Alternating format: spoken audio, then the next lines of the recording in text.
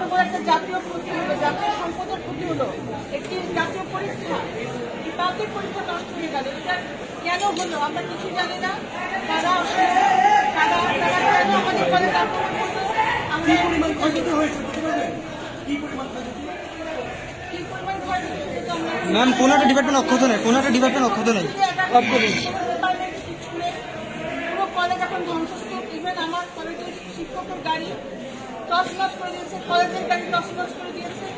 একটি অ্যাম্বুলেন্স এখানে ছিল, সেটির কোনো অবস্থা নেই। প্রত্যেকটি যে আমাদের কলেজে সীমিত আপনার কম্পিউটার, সীমিত ল্যাপটপ, বিভিন্ন সব তছনছ। কেন তারা এরা যদি ছাত্র হয় তাহলে তারা কোন আদর্শে আদর্শায়িত হচ্ছে, তারা সব কিছু তারা তছনছ করে দিল। আমি জানি না,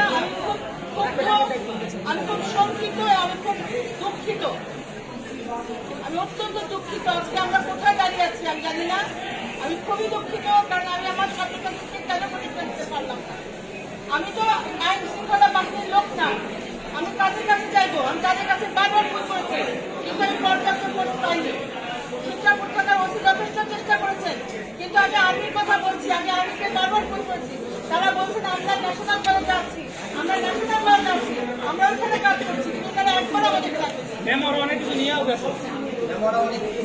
প্রত্যেকটা ডিপার্টমেন্ট ধ্বংস হয়ে পরিণত হচ্ছে।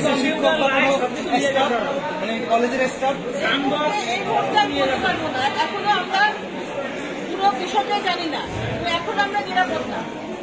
কোনো শিক্ষার্থী আহত হওয়ার কোনো খবর পেয়েছেন? কোনো শিক্ষার্থী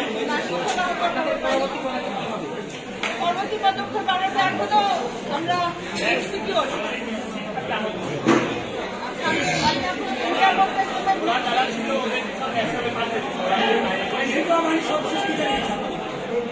আইন শৃঙ্খলা বাহিনী এখনো তারা ন্যাশনাল কলেজে আপনারা আমি কি পাচ্ছি এখনো তারা